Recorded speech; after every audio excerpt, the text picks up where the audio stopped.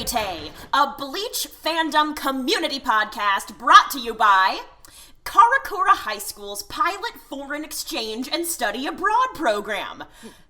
We don't do background checks. We will literally let anyone who wants to come to this school. What could possibly go wrong? Somebody needs to send a strongly worded letter to administration. Like, truly, truly, truly. Oh my god, you guys. Wow, baby. Okay, fabulous. Hello, everybody. My name is Dell, and today I am joined by Lethan. Hey, guys. And by Nomi. Hey, how's it going? And we've got 3 episodes to cover this time around, so I'm kind of feeling like we should just kind of dive right in, unless anybody's got anything they want to hit before we get into those summaries. I think enough hitting was done in the actual episodes. Okay, but was it though? That's what I want to say. Okay, then you know what? We will get there when we get there. Because unless I'm mistaken, we should kick things off with episode 114, which is called Reunion: Ichigo and Rukia and Soul Reapers.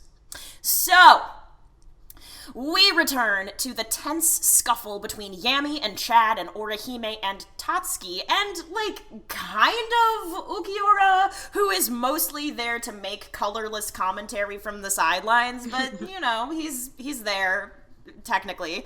Ichigo intervenes, and he promptly goes Bankai, but, as Orihime observes, Ichigo's Bankai looks and feels a little bit different. It's a little rougher around the edges, or the coattails, as it were, and it's a little bit more violent and unhinged. Ichigo, however, seems pretty cool, calm, and collected until Ichigo's inner hollow suggests that Ichigo let him take over. Ichigo kind of freezes up. Yami bitch slaps the shit out of Ichigo for a hot second until Kisuke and Yoruichi intervene, but not before Ukiura identifies Ichigo as the, quote, target that Aizen sent them to observe. Ukiura and the now one-armed Yami hightail it back to Wako Mundo, presumably to report back to Aizen, as Ukiura deems that Ichigo, being trash, isn't worth killing.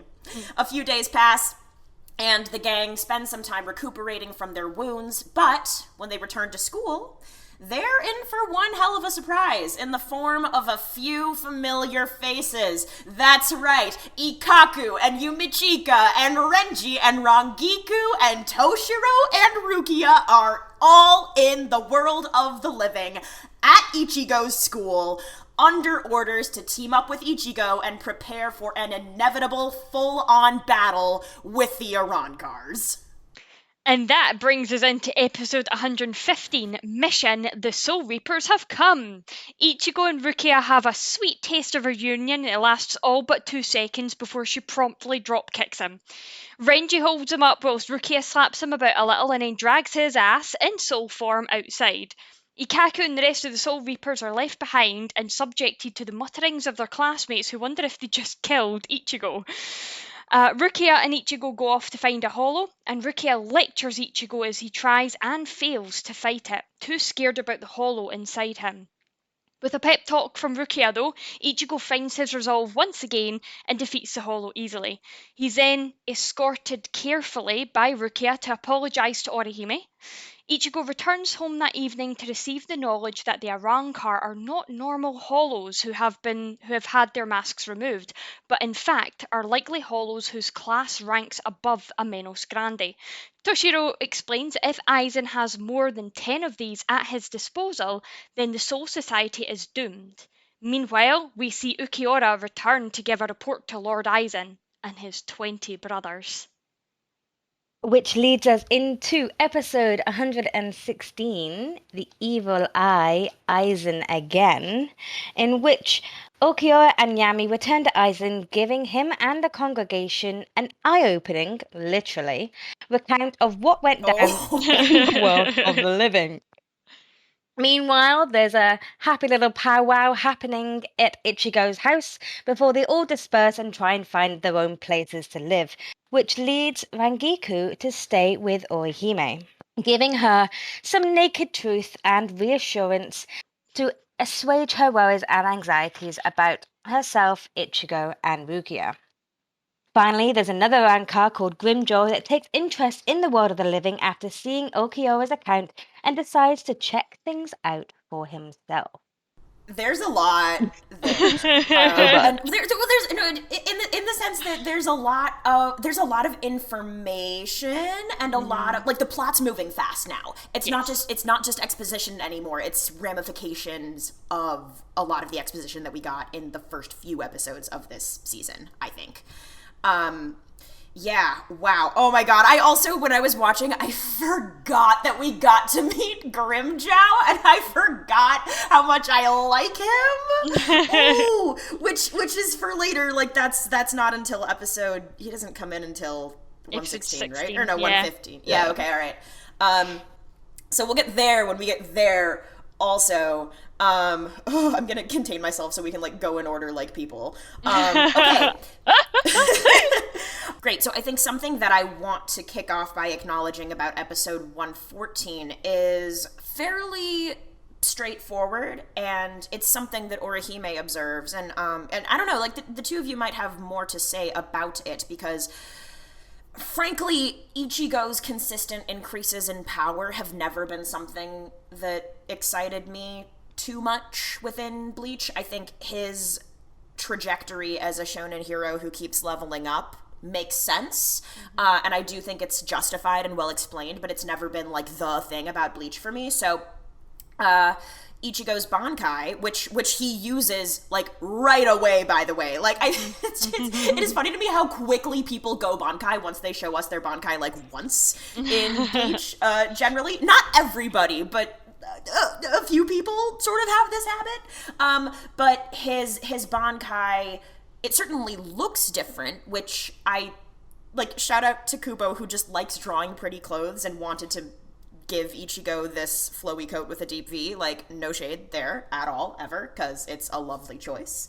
But it is different from the last time we saw it, which I believe was on Sokyoku Hill. Yes? Yep. Yeah. Mm-hmm. Yeah. Assuming they were not watching the bout arc, then. Yeah. Yeah, fair enough. But, like, you know, canon content. Yeah. And also, like, I don't think he gets any Bankai level up stuff over the course of the over the course of the Bound arc, unless I'm misremembering. But it would have been, I don't know, it seems like it wouldn't make sense for them to give him changes in his power over the course of a filler arc.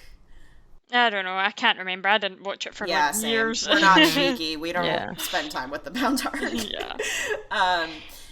So it's funny to me because the thing that Orihime observes is that his spiritual pressure seems, she uses the words violent and rough, but when Ichigo first starts to face off with Yami when he goes Bankai, before his inner hollow talks to him, he struck me as being very, like, cool, calm, and collected, very together, very, like, reserved almost, I kind of thought. I think that's why Orihime was there, wasn't she? Why she was thinking this was to give us the exposition how it feels rather than how it looks, because he looks confident at the beginning. And the words that were described in the dub was violent and fierce by Orihime, and yet in the manga it was interesting. And in the manga it was feels grittier. Which all of those words I think are really interesting in the sense of how you would describe somebody's power. Personally, I really like what the manga translated it as about the grittier, because that's a feeling that we can actually relate to. Like, it's hard to know how somebody's aura would feel violent, but gritty is like a feeling that we could probably comprehend. Yeah. Mm-hmm. The word rough is the word they used in the subtitle. So I think it's like it rough in the sense of like sandpaper kind of thing. That gritty connotation. My Japanese isn't good enough to know what the connotations of the Japanese word are, but yes, very that. And it was Ukiura that backed this up, didn't he? Because he then stated that when it's at its highest, it surpasses my own. When he starts fighting the hollow within him and it starts fluctuating. So even Ukiura is picking up on Ichigo's spiritual pressure here. Yep. But he still circles back around and asserts that, Well, which actually we can get there, but I think I found the conversation that Ukiura and Grimmjow have about like how they would contend with a person of Ichigo's power level in episode 116. I thought that conversation was fascinating, and so I think there's more to Ukiura's thought process there than he was probably letting on. But yes, Ukiura absolutely did observe that. All right, well. Yeah, just wanted to, like, make sure that we didn't gloss over the fact that Ichigo's Bankai is different, because it's not insignificant. Like, whatever turmoil is taking place within his soul, whatever this inner hollow is influencing, it clearly is manifesting in ways that are observable and palpable. So, and one of the that's things the thing. Yeah. I was just going to say, one of the things that I really enjoyed about where Bleach went with this is that, like, in most shonen shows, a character achieves a power, they get the handle on it, then something else stronger comes along and they've got to power up. And cue, repeat, rinse, repeat.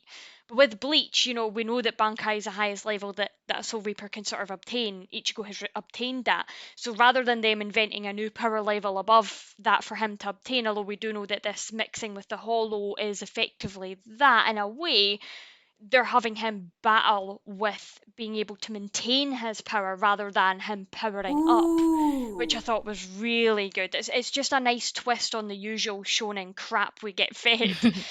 So I really appreciated that. And it's also in an increase in strength potentially at a cost rather than, oh boy, I'm so motivated to protect my friends that I just get stronger or something. There's actually something to weigh. It might not be to the hero's benefit in every single way to take advantage of this new power.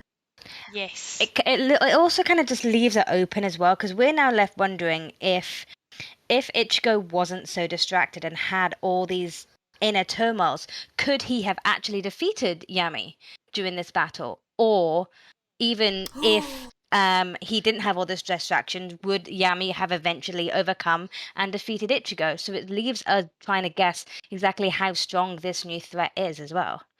Yeah, true. Especially since Yami is clearly a person who has already leaned into these dual aspects of Hollow and Shinigami. He has a mask and a Zanpakuto. So, oh my god, so what must that be like to be like, oh, I have the opportunity to wield this power if I want to, but this is the same power that my enemy, who I think has bad intentions, is also wielding. That's like inner and outer conflict, but about the same thing. That's cool storytelling. Yeah. Oh my goodness. And what level do the Hollow Zanpakutos go to? Can they go Bankai too? Because if we didn't see it, so... No, they didn't. Nobody even went Shikai. They just drew. Well, and also the fact that Ukiura was like, "You have to resort to drawing your Zanpakuto in order to deal with this trash." Like, buddy, he shits on Yami so hard. It's kind of not fair. But Yami's also, I don't know.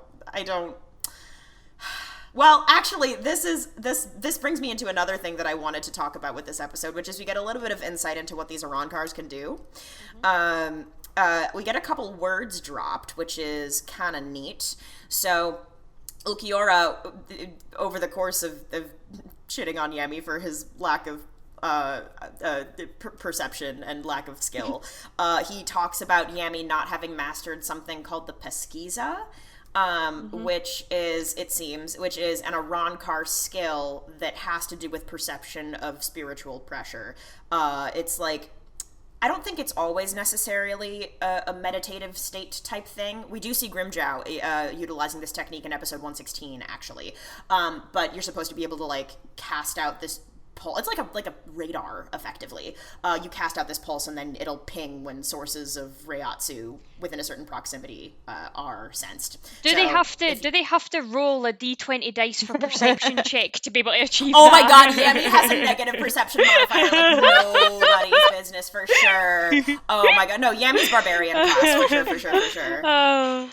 So we could say it's kind of similar to how Ishida taught Ichigo to cast out his senses and find the ribbons. Yes. The ribbons, yeah. Well, yes, exactly, because the thing is, I think that this is an instance, and, like, granted, so Pesquisa is Spanish-ish, as many Hollow things are in Bleach. And so it's one of the first instances of, oh, Arankars and Shinigami have parallel abilities that manifest slightly differently. And I think that's true of Quincy's as well. I think each of these practitioners has parallel skill sets, but they're just a little bit different based on how they manipulate Reishi and their own Reiatsu and things like that. Mm-hmm. Mm-hmm. Can I just pull something from the manga real quick? Because during this fight, it isn't explicitly stated. So you know that way that in Western culture we need things spoon-fed to us, but in Japan they tend to make things a bit more subtle. In the manga, it is sort of hinted at in one of the panels that the three people they spoke about being a quote-unquote threat were Yoroichi, Urahara, and Ichigo. And it's just because when they were talking about the threat, it's those three that are in the panel that we see. It's those three together. So it wasn't explicitly said that these are the three, but I just know that when I was editing the last episode, I know that there was a bit of like, who are the three that they were talking about and who did they mean? And I think it was those three just because of that manga panel. Ukiura knows Yoroichi's and Kisuke's full names as well when they arrive. And like Yami, which now that I'm thinking about it, I'm like, oh, is Yami as clueless as he is so that Ukiura explaining things to him can be exposition-y without seeming exposition-y? Like, that actually makes a lot of sense. Yeah. But yeah, so yes, Ukiura does say their full names. He clearly knows who they are, and he's also like not about to try and fight Urahara. Ukiura's like, I'm not touching that. Yeah. But okay, but we get to see Kisuke fight for like 2 seconds. Yes. Benihime. Mm-hmm. Something that really struck me about Urahara coming in and deflecting a Sero of all things, like a hollow thing. He says he used something similar. Yeah. Yes. Which really got me thinking, because we know briefly, like, you know, Mayuri and Kisuke have something in common. They were both captains of 12th, and we know, like, Mayuri, he likes his experimentations. He's experimented probably on himself and things. So does Kisuke do these same things? Has he, like, imbued himself? Is that the word? It's the word now. With these hollow things, so he can almost do a Sero back. It was just the wording. Use something similar to deflect it. It was, It wouldn't surprise me that Urahara would have done something like, or had something like that up his sleeve. Yeah, if he's been dappling in that research around holification, that he'd have something like that up his sleeve. Yeah.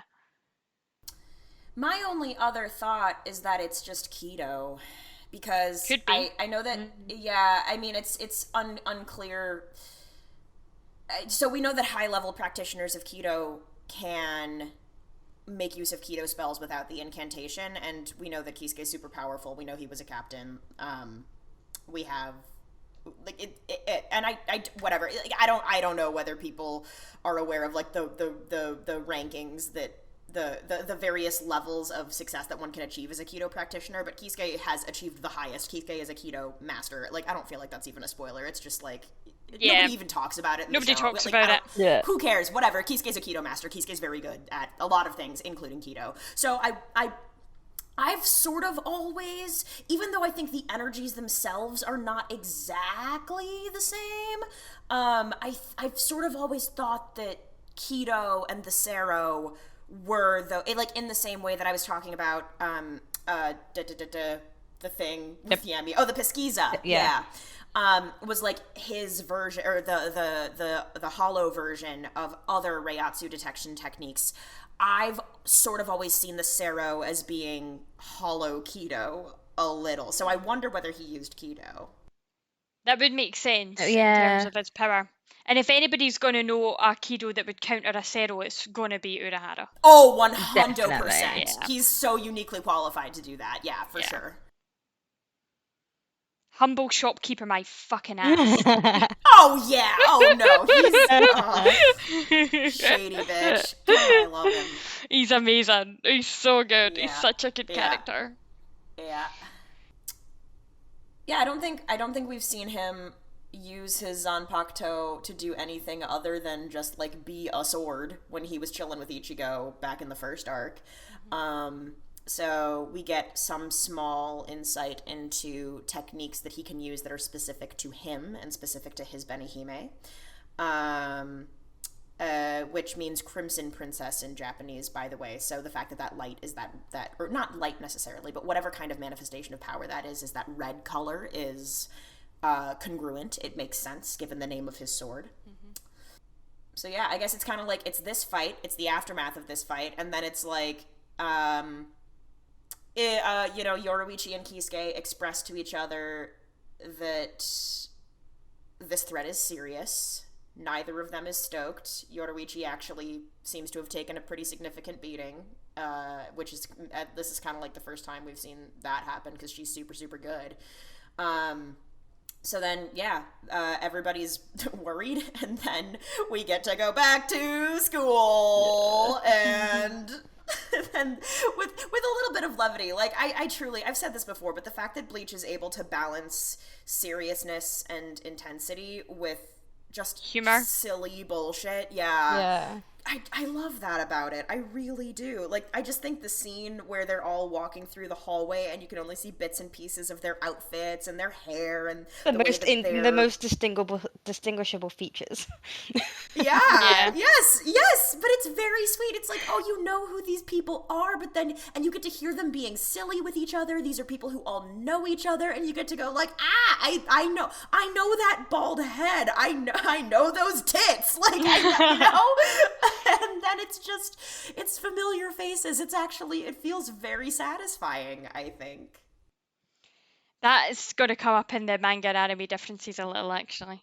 Yeah, well, actually, I guess at that point, like, I'm kind of like, I don't have loads more to say about 114, actually, so if you want to hit those differences, I have a few things I want to touch on.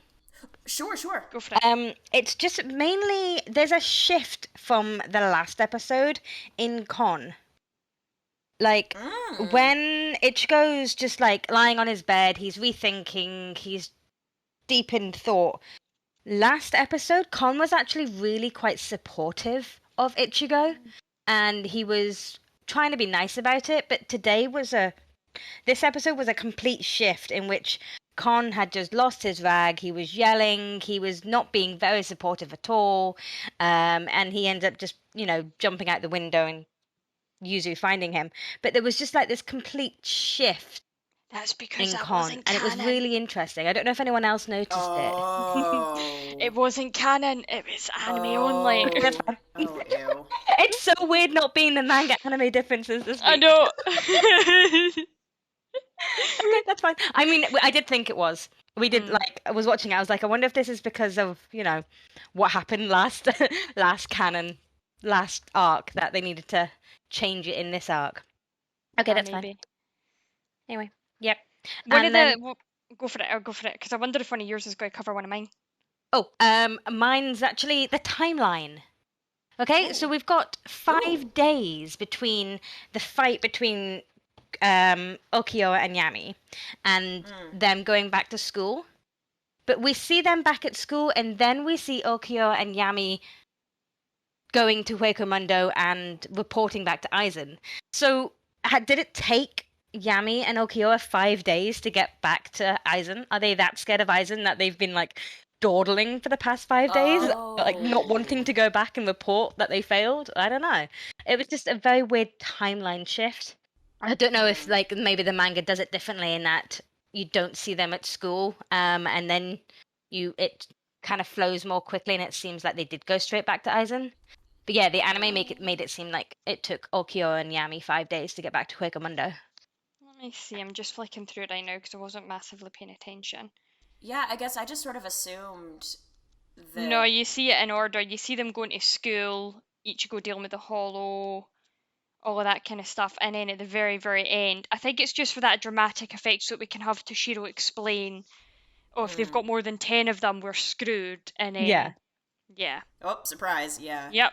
I think that was that what makes it was. sense. I guess I just sort of assumed that those things, that I guess I didn't think of the timing as being literal. I guess I figured the 5 days in the world of the living didn't necessarily happen before Ulquiorra and Yami had that conversation. I guess I just sort of assumed that was pretty immediate, but we were seeing them out of chronological it was jumping about. order. Yeah. Who's to say? Yeah. And then, speaking of Toshiro explaining, what a weird choice of people to send. I mean, Okay, right? who's looking after the 10th division right now? Because it's both the lieutenant and the captain, and they're already down 3 Wait. captains in 5th, 9th, and 3rd. That is such a good can they point. really afford to send away another captain? Poor Toshiro. I don't even, okay, because I haven't spent much time thinking about the 10th division. Do we even know the names of anyone else in the 10th division? Do we No, at this do we know point, no. anyone else? They're just people? They're just people. Yeah. We don't know the names of any seated officers or anything, do we? Nope. Oh my god. And I'm pretty that sure. doesn't make me feel very safe. Shit. I'm pretty sure when they were talking about like who came along, I know this is more into the next episode, but they were talking about like they didn't want to have to send too many, or at least in the anime they were talking about like not having to send too many people that were too high up because they didn't want to have to. Like he says, I was told to choose a combat team outside the captain class Renji was speaking about, right? And then immediately he goes, yeah, and because Rangiku was coming, Captain Toshiro reluctantly came along to keep an eye on us. And I'm like, but you were told to choose outside the captain class. I was like, but anyway, it made me laugh. Wow. Well, because the alternative, I wonder if Renji, having like recently restored his relationship, I guess what I'm saying is think about Byakuya wearing a school uniform. That's what I'm saying. I mean, yeah. Toshiro's probably just wondering what he did in a past life to deserve this babysitting duty. I think Toshiro's there because he wants to be. But like, Oh yeah, absolutely. He was grasping for excuses, probably. He secretly cares. He's not gonna say he cares, but I think he cares. he cares. He cares. Not just about Rangiku, but like about Ichigo too, probably. More than likely. So one of the things I wanted to chat about just before we move on is, of course, Ichigo's guilt over Orihime, Chad, and Tatsuki getting hurt. We see it a lot in this episode, in the sense of how he's feeling.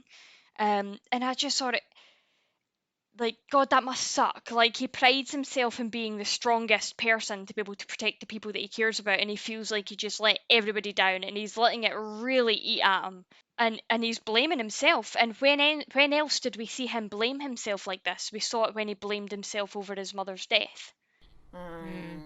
You know? And he's got a habit of just taking responsibility for things that are just completely outside of his control. Yeah, he does. And he's so young, too. He's a literal teenager. He's a baby. Oh, and his reaction to when Rukia appears, by the way, in the manga is just fucking adorable. Like, Kubo knows how to draw facial expressions, and he draws Ichigo's so well. It's so soft. It's nice when those little moments get to peek through as well, because he's usually so, like, determined shonen hero. So seeing that other side of him, like, it's a nice reminder every now and then. Yeah. Agreed. And did you listen to the post-credit audio whilst it was playing like the scenes for the next episode? I did, but I can't remember what it is. Same. I just wrote it down just because obviously like I thought it was hilarious. And it is Rangiku is explaining to Ichigo that she tried to get Toshiro to wear a maid outfit, and Ichigo's reaction is just like, what? Right. I just laughed, and I had to take a note of it because I was like, oh, I laughed. That was really funny. The most disgruntled maid you've ever seen in your life, too. You just know. It's Ichigo's reaction, though, in the English dub. He's flustered. He's like, okay. Oh, it's funny. And that's I've got all I've got left are manga and anime differences for that episode. Okay. Yep. There you go. Yeah, I feel like we're there. Cool. Awesome. So in the manga, Ukiura refers to Yami's in the anime he says that, you know, I'm surprised we could flush Ichigo out, but in the manga he says it's your tantrums that have made him come out, and it just made me laugh. Okay. Ichigo takes off Yami's arm because he effectively demolished Chad's arm, so it was like an arm for an arm.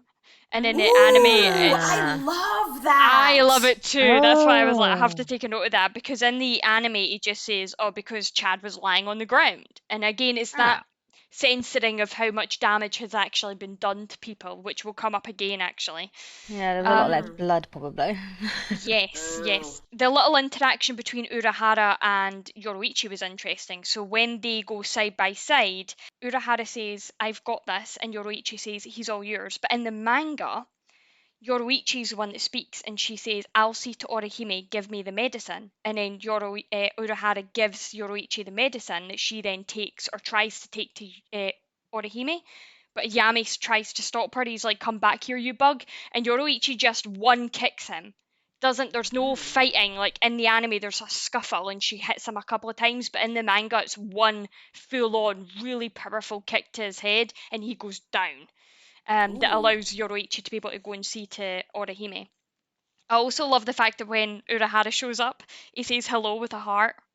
And I just He talks with hearts kind of a lot. He does. So cute. I really love that for him. I really do. So do I. Every time I read that, in little musical notes as well, he's known for his little musical notes. Yeah. And I just I'm like, yeah, that's great.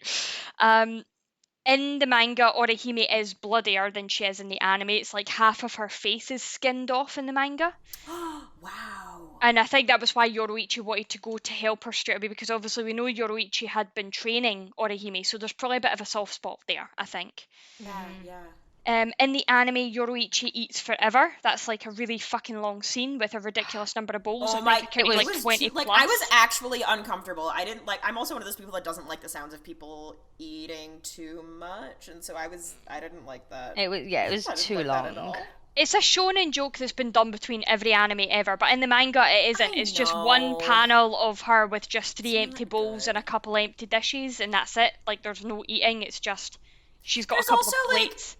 This is also an instance where, like, not that I am generally the kind of, like, I feel like, Lethan, you're very good at acknowledging elements of sexism within, like, widely accepted What's coming up? media tropes. Okay, well, because the whole thing of, like, oh, yeah, like, what a subversive girl. She eats. Yeah. And I'm like, excuse you. And she's stick everybody thin. eats. Like, why do you have to make it, like, a point of acknowledgement? Like, she is a physically active adult. Yeah, she fucking eats. Like, that's not it's like that is it's not actually as subversive as people think it is, and it annoys me when it's like, oh, look at this cool girl who eats food. Like, stop it. Yeah, agreed. I totally agree with that. The anime, we see that whole scene with Kon that Nomi was talking about, but also, like, how thin are Ichigo's windows that Kon, a plush teddy, managed to break out of the window with his plush body? Like, anyway, it's a Not thing. double glazing there then, yeah. Right? Yeah, I guess not. Paper thin window glass. Probably not. There's a brief scene in the anime of Urahara taking care of Chad and Orihime that's anime only. In the anime only as well, so this is anime only when we get introduced to the characters and we see their definitive features when, they're walking to the classroom. That is anime only. In the manga, it's pretty much just us seeing the reactions of the class students and all their feet. So we get to see actually the difference in all their shoes, which I think is quite cool. Like Yamachika has like a cute little bracelet round his ankle, and just it's really cute that you can almost tell them just by their feet. And of course the anime, and it returns to that sexism thing. We get the nice up close shot up Rangiku's skirt and down her cleavage. And yeah, we get the defining features of the other characters. It's just they're less sexualized because obviously they're male. Is one of these chapters? There in my head. There's an image of like one of the like chapter name pages, like a full page spread of the 5 of them all standing in a row, but they're barefoot and Toshiro is standing on his tiptoes. Is that one of these manga chapters by chance? It's very close. It's not quite that they're all barefoot. Okay, There's only one of them barefoot, and that is a little panel that comes up. I think it's for chapter 119. I might have taken a note of it actually because that is coming up. All right. But that was it for manga and anime differences for this episode. We're good to move on to episode 115. Yeah, I think so. Okay. Renji and Rukia teaming up so she can kick the fuck out of Ichigo. Can we... Yes. I just like Renji just knows. It's like they prior discussed it. He just holds Ichigo just so she can beat him up. Yeah. It's great. It's like true friendship goals between the two. Yeah. It is. Yeah. We shouldn't be laughing at domestic abuse, but or abusive relationships. It was some tough love, and it worked. There's always that one thing that your friends just know that you need to kind of get you back on track. And a little bit of tough love from his bestie. Rukia's and Ichigo's relationship borderline started with her stabbing him, so... Yeah, it's true. That's true. Yeah, that's true. That is true. And I just want to, I really want to draw attention, because this will come up later, to the fact that Rukia, she knows exactly what Ichigo needs to break him out of his funk. She's like, okay, I know having a pep talk with you isn't going to work, so I'm going to drag you off to fight a hollow. And then I'm going to pep talk you whilst you're fighting this hollow so I can see for myself your hesitation in battle. It works for him, and by the end of it, he's grinning and he's telling her that she talks too much, and I'm just like, it's really good. Also, just returning to the whole sexism thing, Dale, that you mentioned, is this episode, it's done for humour, but I want to just draw the attention to the audience that it's really not fucking funny when you think about it, is Rangiku fending off Kon and Enkeigo without even looking at them. Tells us that she has to experience this a lot from men, that she doesn't even have to look at them to just punch them off. And it's played up as a joke and really funny, but actually it's really not. It's really not, and it's not cool. And it's also a really good example of the fact that, Rangiku having the body that she does and choosing to dress the way she does doesn't give people permission to do anything with that.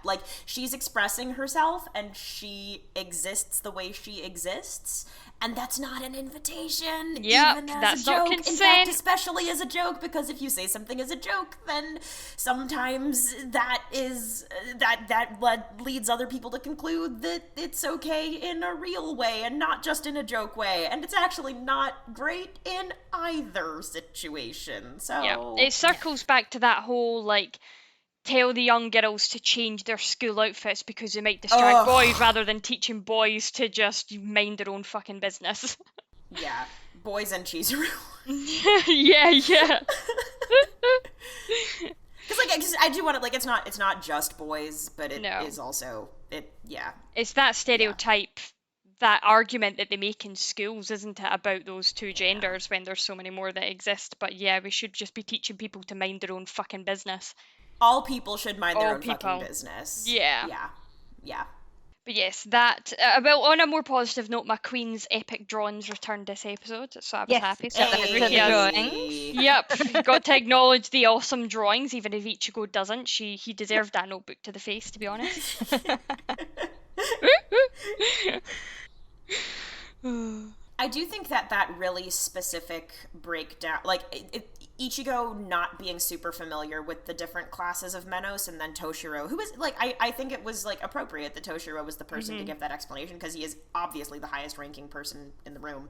But that specific breakdown of the levels of Menos was I think very helpful, and I mean it was quick, and I don't know how much that's going to stick for every audience member who isn't taking notes.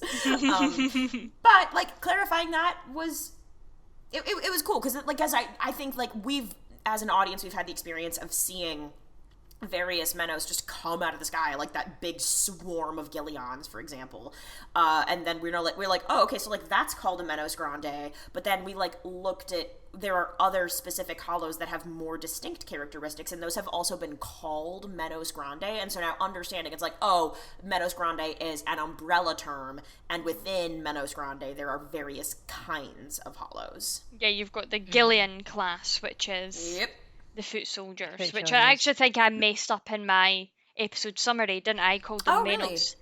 And then I think they are Menos. They're a kind of Menos. Yeah, that's what I'm saying. So Menos is the umbrella term. That's still correct. Gillion is just more specific. Yeah, I think I say they're a rank above Menos when actually they're inside the rank of Menos, but they're above Gillion class is what I meant to say.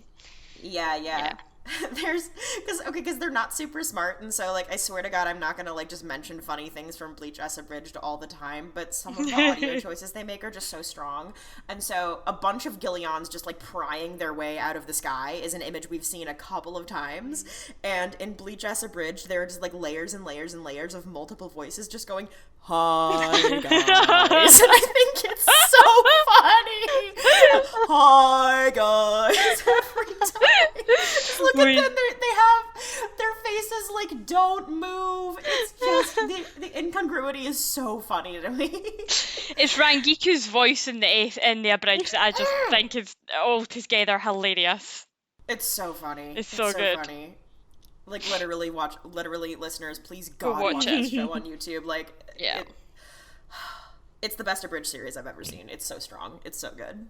And support them on Patreon as well. They have a Patreon. Yeah.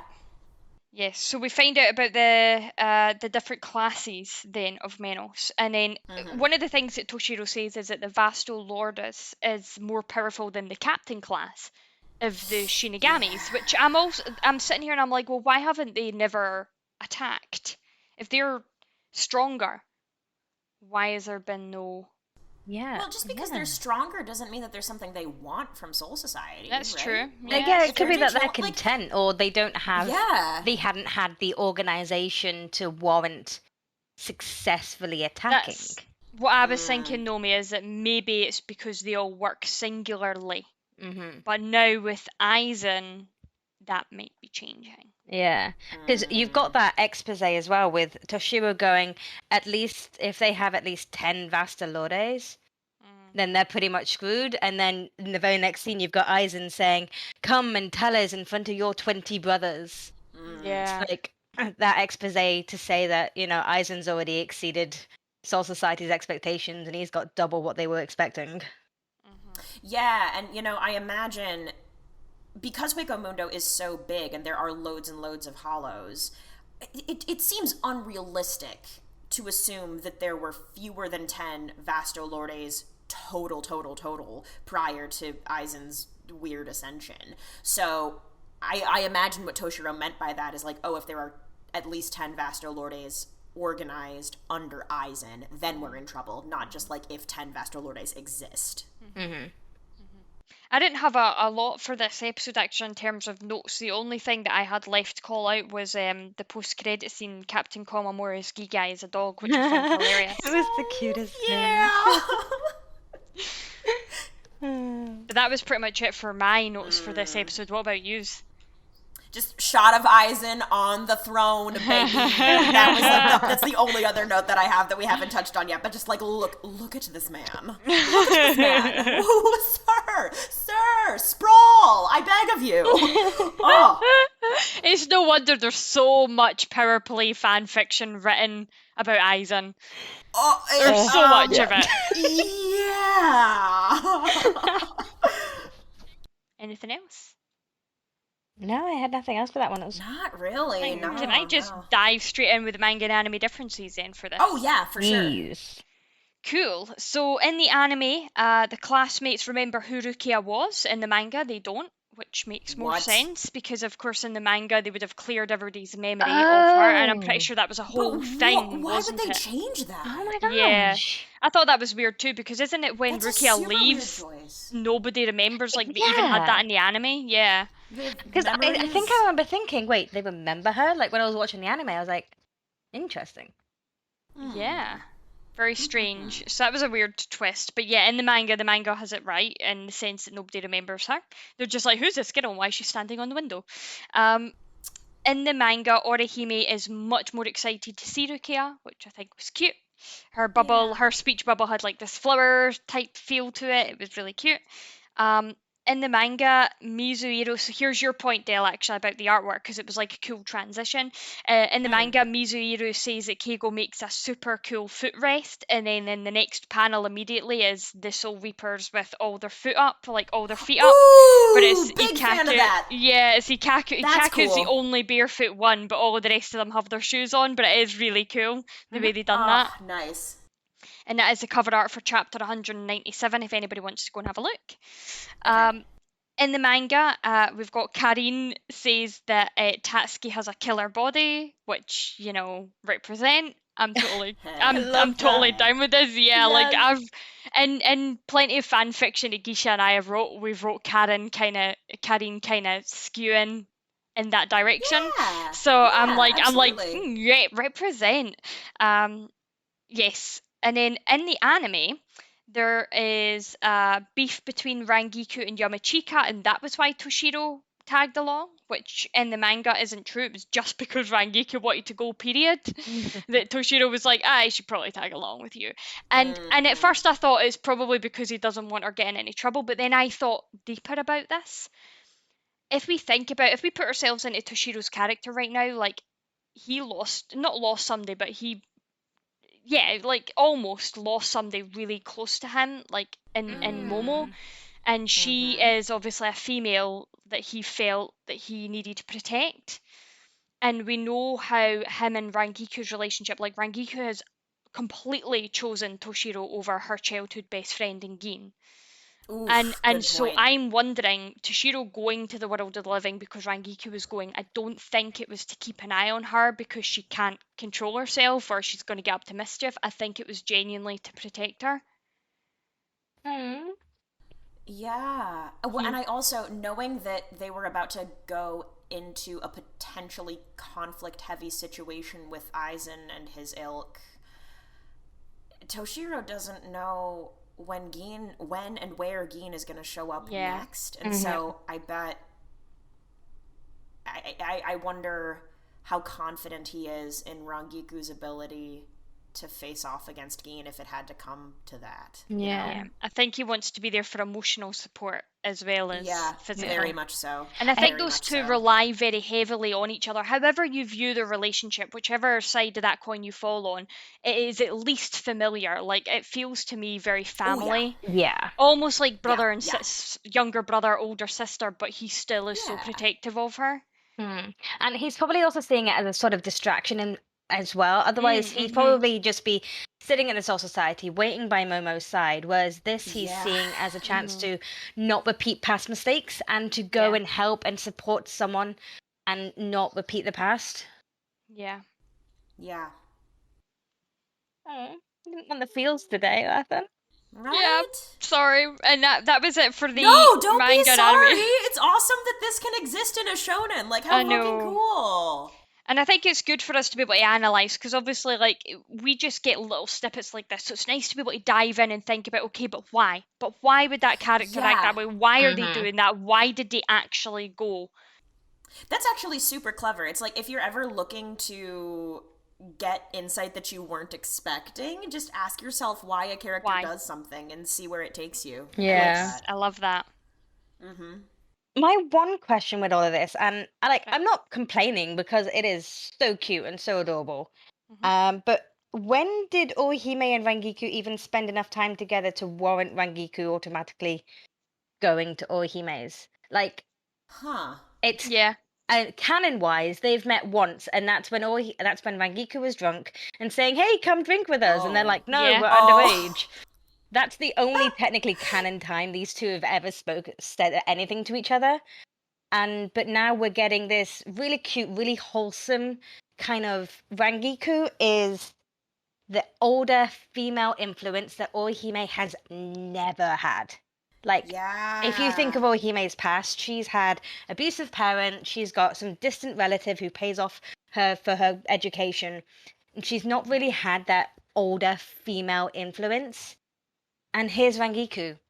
Albeit, sometimes influence is a little bit on the questionable side when we know who Rangiku is, but it's nice, but it also raises the questions of when it happened. Yeah. I mean, like, look, I just would have...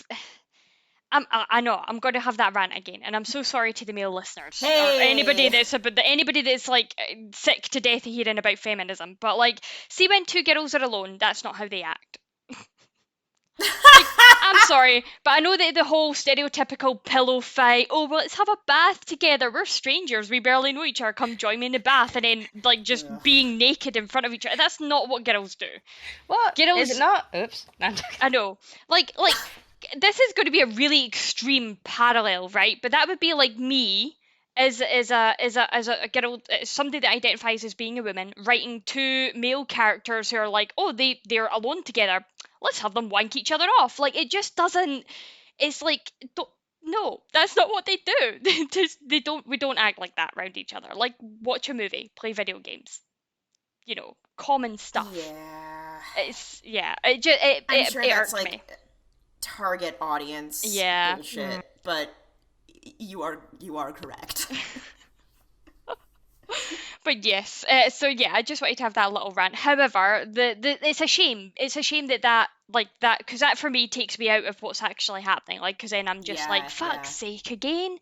But in terms of what was happening between the two characters, if it had been a wholesome sitting down and just having a meal and they were talking type scene, let's take it for that, then yeah, that older female influence that Orihime has never had, that is pretty wholesome, and those two having a friendship together, I love.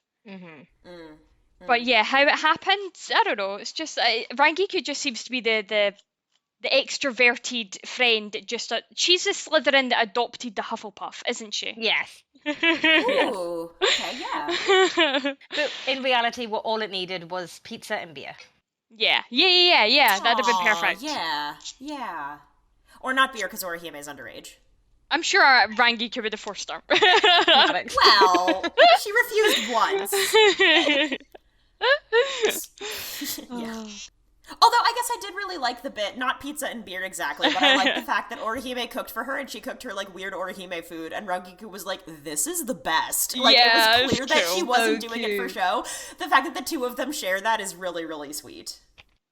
And just the whole Toshiro just being on the roof thing, and Rangiku like, you can come in. Angsty boy! Or protective younger brother wanting to stay close to Rangiku just in case. Porque no los dos, my friend. Yeah, true. There's just something about the aesthetic of it that it's like, I know it's a bit, but like Toshiro being that particular brand of angsty boy is like, like this feels correct. Yeah. This feels correct. And maybe it's because he looks and sounds like a preteen, which, like, don't let him hear me say that, but... Even murder, yes. Captain Itsugaya. Captain Hitsugaya. Which, on that note, actually, going back to one of the previous episodes, when all of the Soul Reapers show up in the door of the classroom, Rangiku was the only person that Ichigo addresses with any kind of honorific. Everybody is straight up first name, but he calls her Rangiku-san in the sub. I wonder if it's just because he's not had as many interactions with her as he has with everybody else, because we know he fought Ikaku, he's fought Renji, he's met Yamachika when he was fighting Ikaku, so it could just be that. Well, I suppose he doesn't really know Toshiro, does he? It's like opposite of respect. So yeah, he's got respect for Kaku and Yumachika because he's seen how they fight. He's got respect for Toshiro because he's a captain, so he doesn't use honorifics. Yet for someone he doesn't know very well, he does use honorifics. He's just very backwards. He's channeling his inner Shinji. He's a punk. Oh, he was a punk before he ever met Shinji. Oh gosh. Yeah. Okay, cool. So Ukiura says that he'll deal with Ichigo. Can we discuss? Because Dale, I think you said you wanted to speak about this whole bit. Yes, I did. Thank you. Okay. So, first off, I didn't, like I said at the beginning, I did not expect myself to get this excited when Grimmjow showed up, because he's a character who, he's not one of those characters who showed up and I was instantly like, oh boy, yes, you. I felt for, I felt that way about Ishida, I felt that way about Ukitake, and like a couple, and Shinji as well, and a couple others. Grimmjow is not one of those characters for me. However, and I do think this is influenced by the seiyus singing their covers of the opening themes and also their own little character songs and stuff, because Junichi Sawabe's voice his speaking voice, yes, but his singing voice especially, which sounds a lot like his speaking voice in my opinion, just sends me. So like getting into Hueco Mundo and hearing Grimmjow say words, I was like, oh, we're in it now. I was really excited.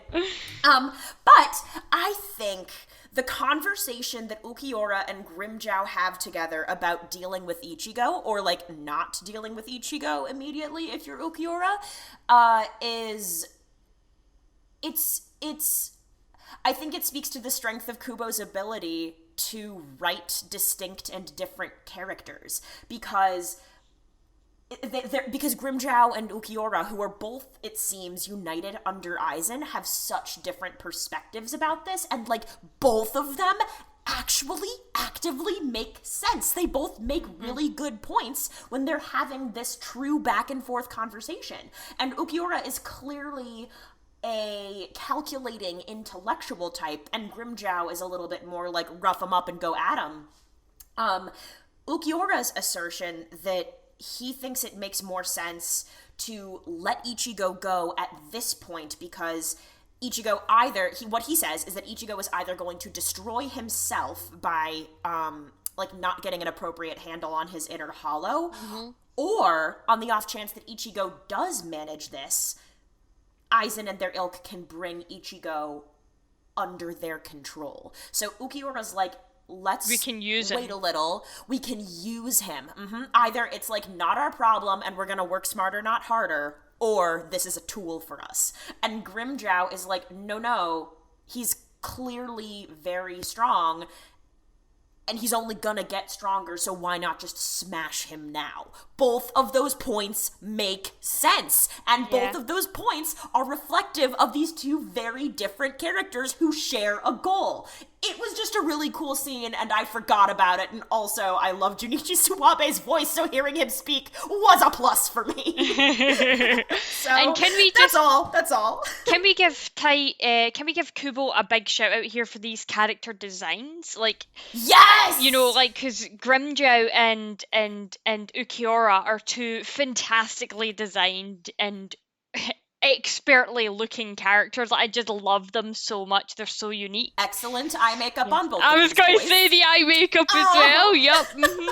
Shout out to their makeup department. Shout out to Kubo for like, let men wear eye makeup 2021.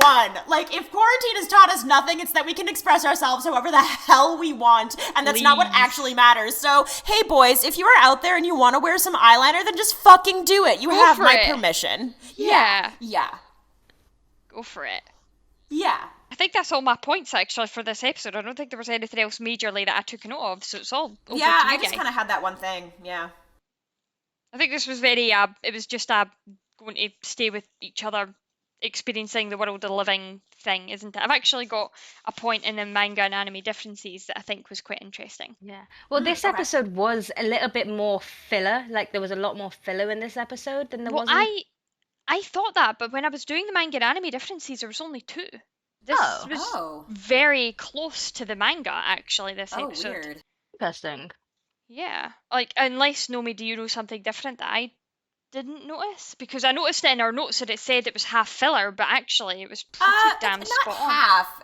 The listing that I was able to find indicated that it contains, quote, some filler, so that could be like a scene, or that could be half an episode. It's not demarcated in any significant way. Yeah, I know there's filler episodes coming up that we're probably going to skip, so it's probably just like a minor exposition for those filler episodes that we're going to be skipping later on. Maybe, yeah.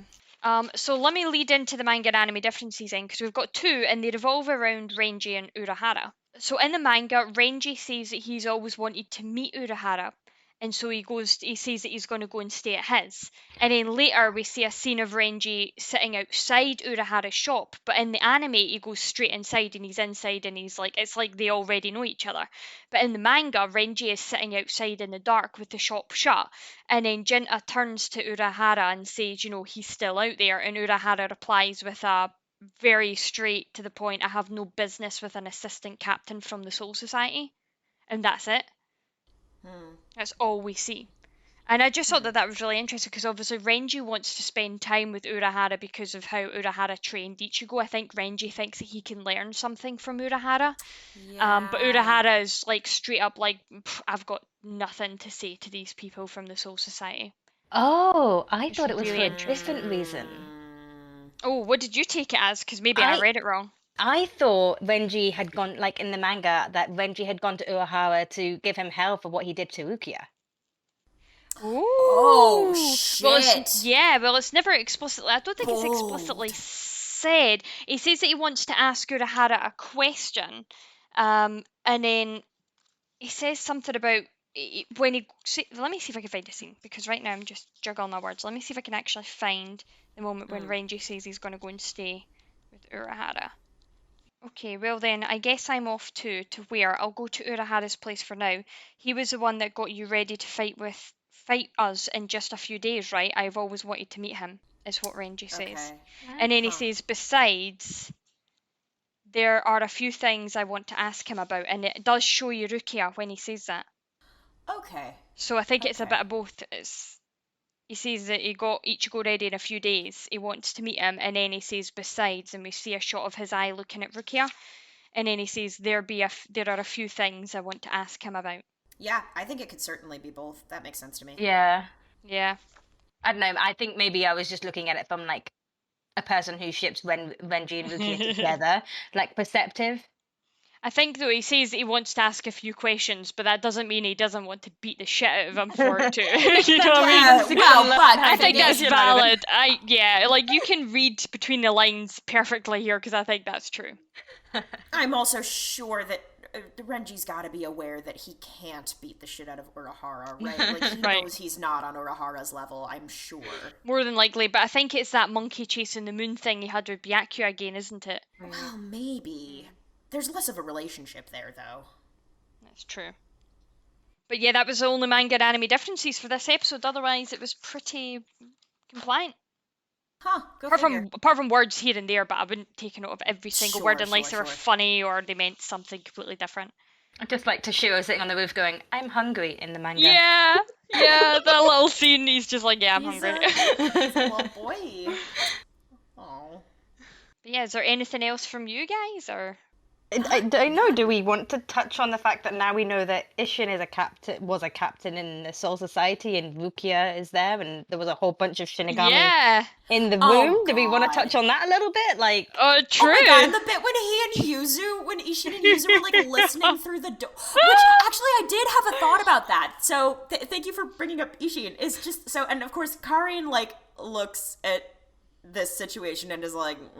Okay, is an idiot, and my younger sister is my younger sister. But I feel like I've seen this in Isshin before, especially early on in the first arc. I sort of wonder whether he's kind of just like letting Yuzu have this a little, like whether Yuzu was like, "Dad, I think something super weird is going on in Ichigo's room," and he's like, "Oh fuck!" Like he definitely actually knows what's going on, and he's like, "Okay, time to have like a dad-daughter bonding moment." Like, I'm not saying whatever. He doesn't do everything right, but I think he really does. He's trying so hard to be a good dad, and I think Yuzu especially, because like Ichigo and Karin are tough.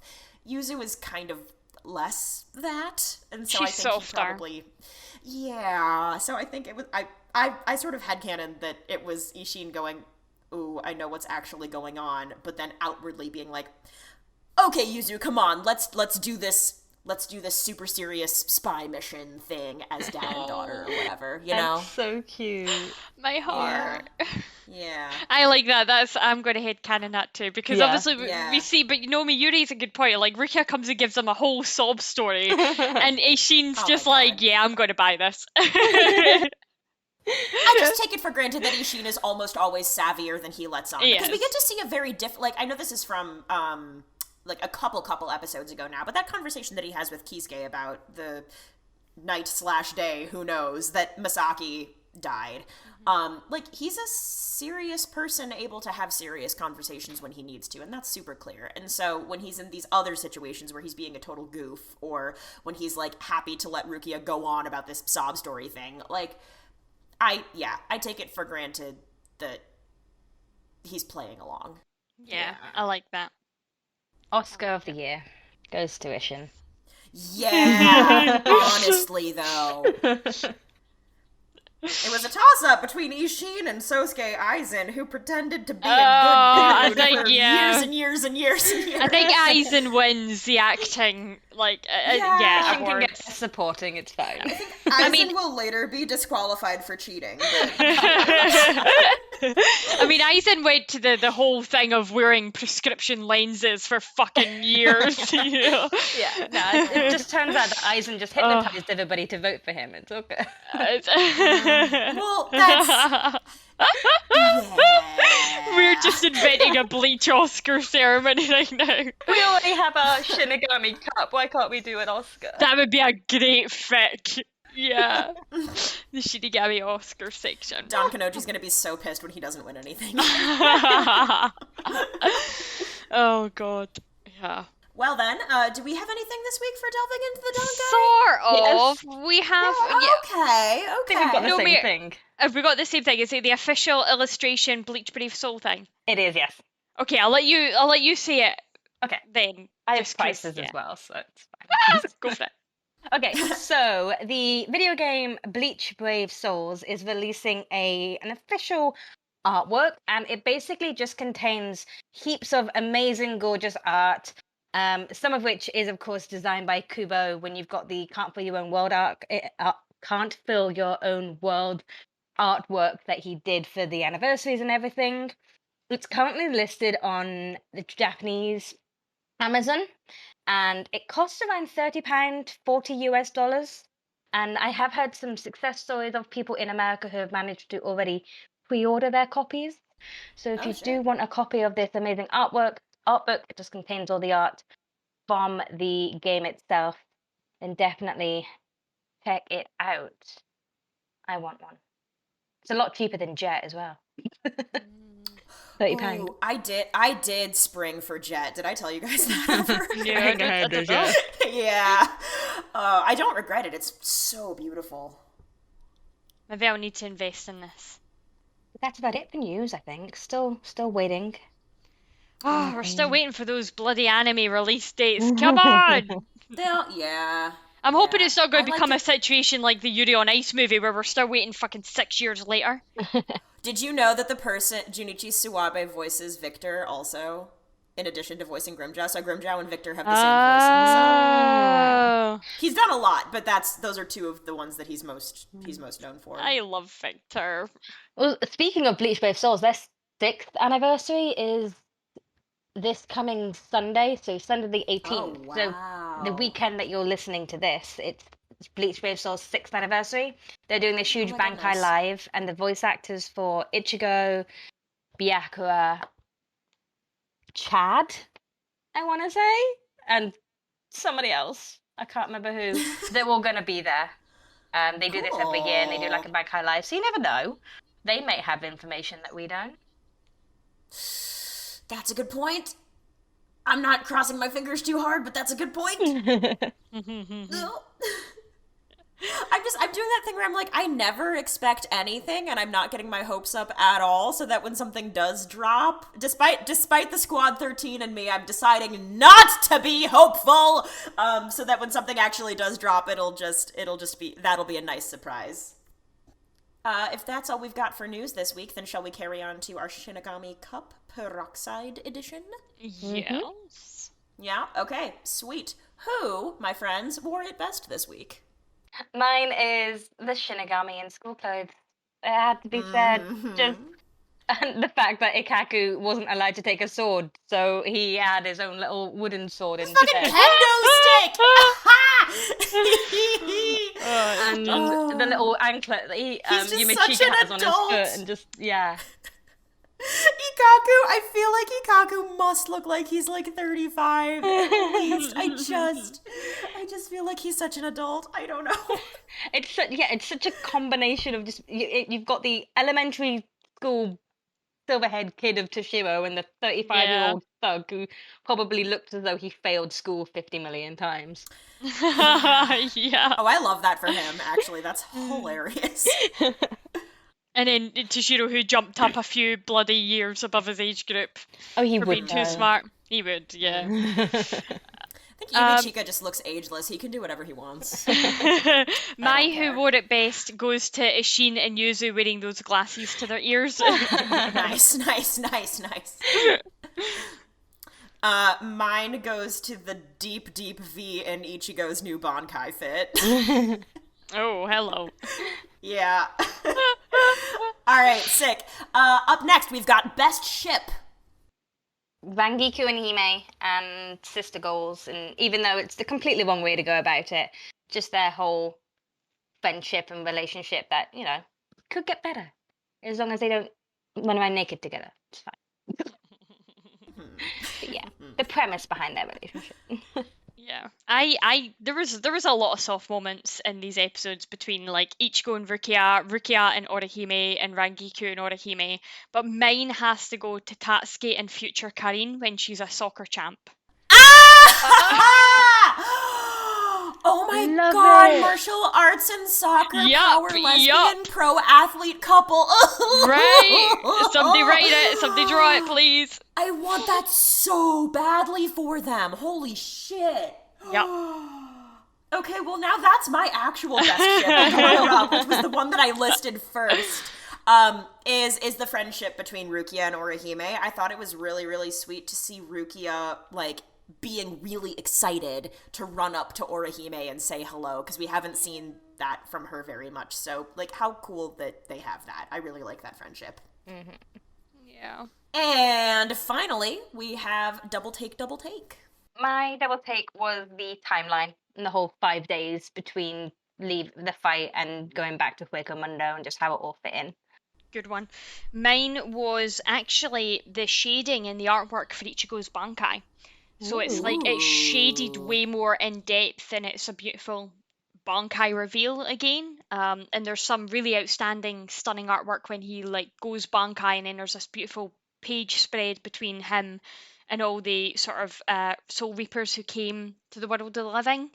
And then it goes back into the Bankai scene again, and it's just all of it is so beautifully drawn. So shout out to Kubo for that. My double take, it's not even good. It's just Grimmjow. I just forgot that he was in these episodes, and I forgot how much I like him. So he showed up, and I paused it, and I went, Grimmjow, out loud to myself in my apartment. That's all. It just really sent me this time. I don't know why. I don't care why. It was a great feeling. My double take is Grimmjow. That's it. Just Grimmjow. Just Grimmjow. I want to acknowledge that going forward, even though I'm not going to state it explicitly every time, you can all just take it for granted that Shinji wore it best, even if he's not there. Always, all the time, forever, who wore it best. I don't care if he doesn't show his handsome face in these episodes. Shinji wore it best. Just always. I might mention it again once he wears different clothes or something, but just so our listeners are all aware, Don't forget Shinji wore about it him. best. Thank you very much. Yeah, never forget.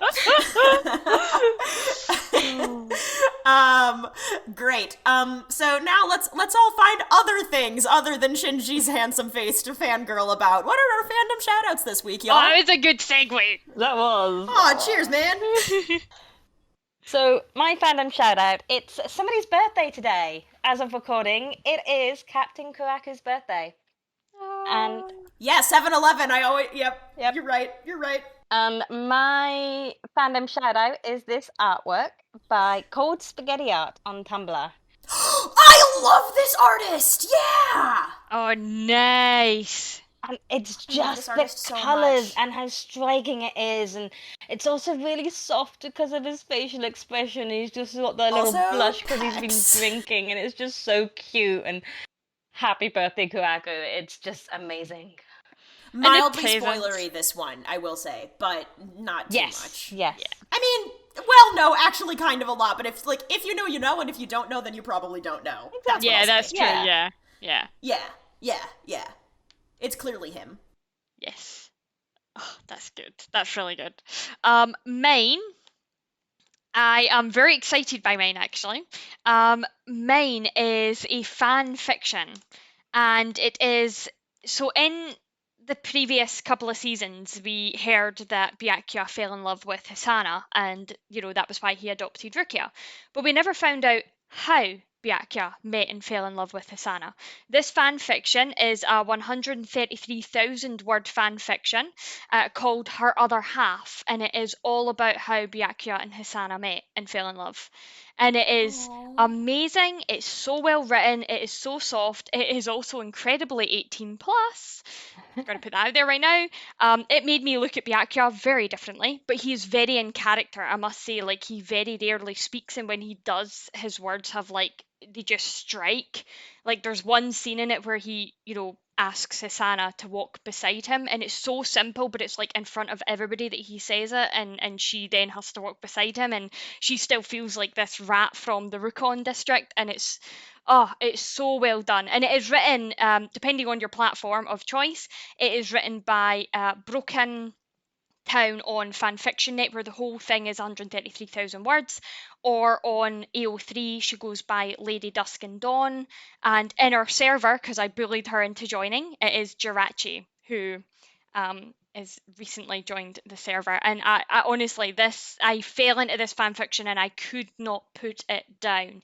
It is so well written. And also awesome. very sad, and it does touch on a bit of triggering topic for some people. So if miscarriages and things are like a bit, then maybe don't give it a read. And especially if you're under 18, please don't pick it up and read it. Gotcha. Oh, cool. That sounds really, really compelling. It's so good. I can't honestly describe how amazing this fanfiction is, because that's not even a ship that I really was that bothered about. And then I started reading it and I was like, wow. I love it when authors take characters that we don't get to see much of, when they don't get much screen time or panel time, and then they expand. Like, sometimes it's like, oh, it's kind of a bummer that this character doesn't get a lot of panel time or whatever, but I actually like that it leaves room for creative response and interpretation. I think that's quite fun a lot of the time. Yeah, totally agree. Yeah. Mine is in a different vein. I've been waiting for a while to share this one, actually. So now that we've met Ukiura, so this is I would say, like, it's worth perusing the whole entire cosplay account. These are, I believe they're still New York based, but I'm not sure actually. These are so the account is CosplayxSisters on Instagram, all one word. And I met these lovely people at a Bleach cosplay meetup when I was cosplaying Ukitake in, 2019? Yeah, 2019. And it's just, so the first image you're gonna see is an Ukiura cosplay. Like, mildly spoilery, but, like, high-key not really. Like, I feel like it's just a strong interpretation of the version of Ukiura that we've seen up to now. If you scroll through, there are gonna be some characters that we haven't met yet, and throughout this whole entire account, they do, like, there's a decent amount of Naruto cosplay here. There's a decent amount of like Avatar: The Last Airbender and stuff, but there's Bleach. There's one of them does a soy phone cosplay that is, like, next level striking. There's a Rangiku in there, but this Ukiura is the best Ukiura I've ever seen in person, and, like, in person, it holds up so well. It's, I love like, this.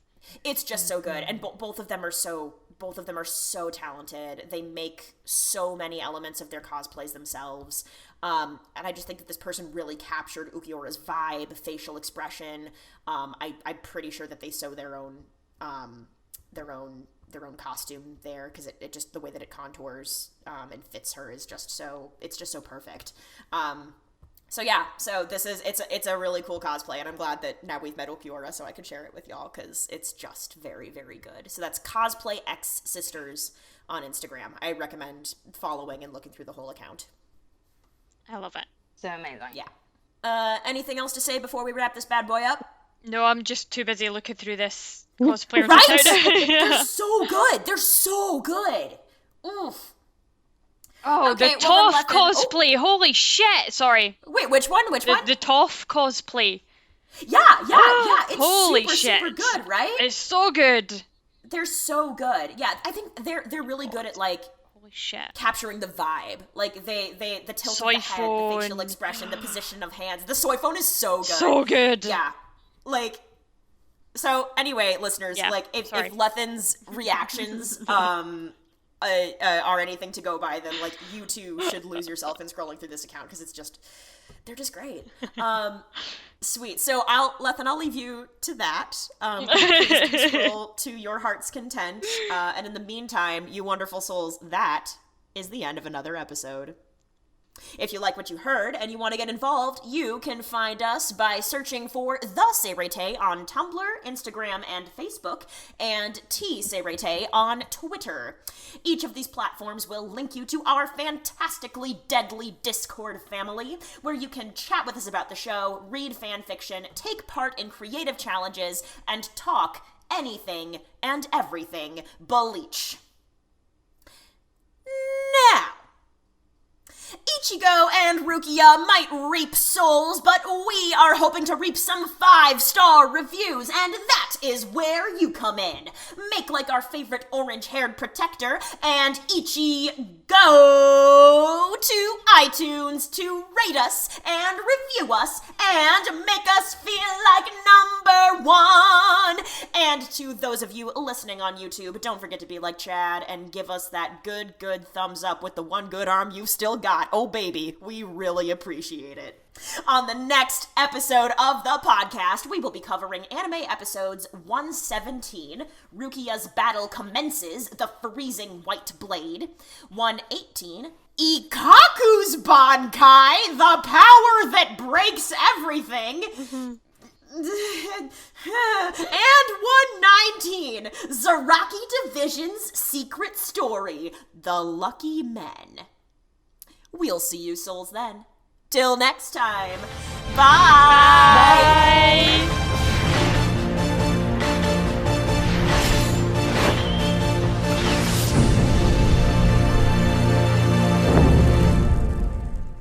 Okay, great. Sorry, I just made tea and it's just really tasty. It's just so nice. I just got a kettle like 2 days ago and I'm fucking thrilled. Not the point. Okay, I just wasn't expecting to have such a visceral reaction. Okay, we're good. Okay.